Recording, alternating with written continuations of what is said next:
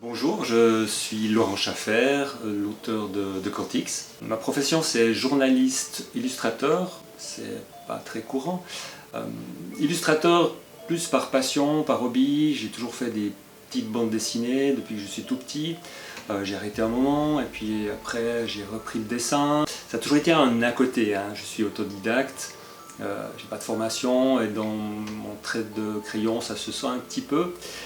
Mon vrai métier c'est celui de journaliste de presse écrite. Mais j'ai aussi fait des sujets beaucoup plus terre à terre comme la betterave sucrière ou les vaches à cornes et leurs problèmes.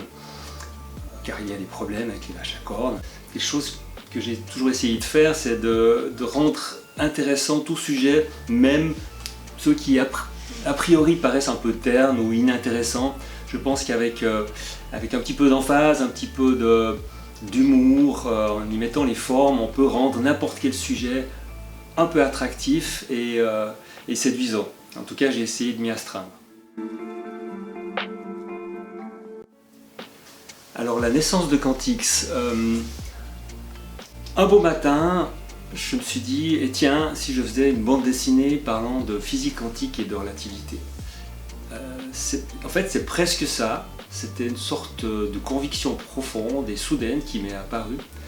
Un peu insensée.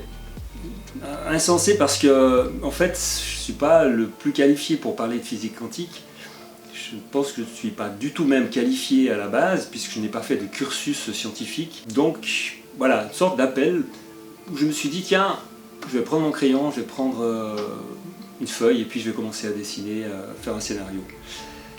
C'est pas tombé du ciel non plus parce que depuis des années je lisais des ouvrages liés à cette thématique-là, physique quantique et relativité, thématique que je trouvais absolument fascinante. J'ai remarqué que les gens ne savaient pas du tout de quoi ça parlait, le grand public ne savait pas. Je me suis dit que la BD serait un outil fantastique et merveilleux pour transmettre ce genre de connaissances. À défaut d'être physicien, j'ai vu ça comme un vrai travail journalistique, c'est-à-dire c'était dans mon domaine de compétences, le journalisme.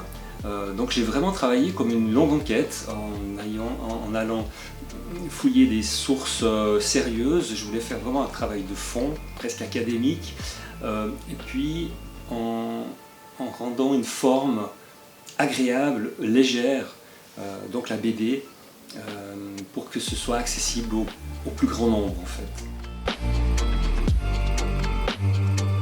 Quantix, surprise, parle de physique quantique et de relativité, mais plus globalement ça parle de nous. Ça parle de nous petits humains sur nos petits cailloux qui sont pris entre deux infinis, l'infiniment grand et l'infiniment petit. Et ces deux infinis ont des règles qui ne sont pas tout à fait celles qu'on connaît sur la Terre. Aussi, plutôt, on les subit aussi, ces règles de l'univers, de l'infiniment grand et de l'infiniment petit, mais on ne s'en rend pas compte. Et c'est ce que je voulais décrire dans cette BD. J'ai un accessoire, c'est la pomme. Alors la pomme, quand on la lâche, elle tombe, on sait exactement où elle va tomber. On vit dans un monde déterministe. Mais maintenant, imaginons que cette pomme, elle soit infiniment petite, elle soit à la taille d'une particule, d'un atome. Elle aurait un comportement tout à fait différent. Cette pomme, elle serait à la fois ici, elle serait là, elle serait ici, elle serait à plusieurs endroits en même temps, elle serait même dans tous les endroits en même temps, dans tout l'univers. Et ça, c'est le monde quantique. Elle serait dans un champ quantique. Et si on essaye de l'observer, elle apparaîtrait. Mais elle apparaîtrait où elle a décidé d'apparaître. C'est-à-dire qu'elle pourrait être ici, elle pourrait être là, mais elle pourrait être aussi à des milliers de kilomètres. C'est l'étrangeté du monde quantique que nous expérimentons sans le savoir. Parce que nous sommes faits de ces particules, nous sommes faits de ces atomes qui se comportent de manière quantique. A contrario, si on prend cette même pomme et qu'on l'imagine énorme, énorme, à la taille d'un soleil, mais plus grand, eh bien, elle aurait une masse gigantesque, et c'est la masse qui va créer un effet qu'on appelle la courbure de l'espace-temps. Ça, c'est ce qu'avait découvert Einstein. Les masses courbent l'espace-temps. Nous-mêmes, avec notre modeste masse, on courbe aussi l'espace-temps. Sauf qu'à notre échelle, c'est tellement petit que ce n'est pas détectable. Et ce qui est fantastique avec la relativité, c'est que le temps qu'on croit constant ne l'est pas. La gravité ralentit le temps, la vitesse ralentit aussi le temps, les uns par rapport aux autres. Par exemple, c'est un des exemples que je prends dans la BD, si quelqu'un est en vélo, si je suis sur un vélo, le temps passera moins vite pour moi que pour quelqu'un qui est assis sur un banc. Cette BD Quantix, je voulais la faire comme une vraie histoire, une vraie narration, une vraie BD où on découvre au fur et à mesure des aventures d'une famille et de leurs amis, on découvre tous ces concepts qui sont à la fois complexes mais qui peuvent être relativement facilement expliqués en utilisant des métaphores et des images adéquates.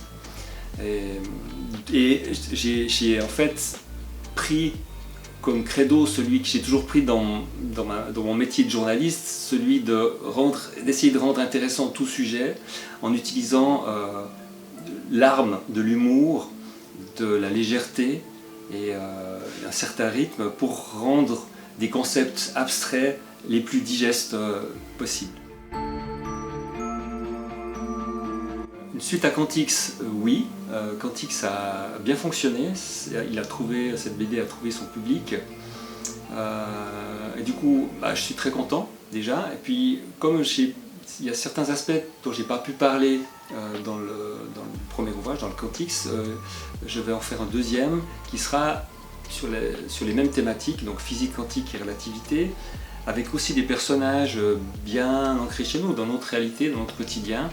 Et ça va parler du temps aussi, de nouveau, c'est quelque chose, le temps qui passe est un sujet qui me passionne, et d'autres étrangetés quantiques dont je n'ai pas pu parler dans le premier tome.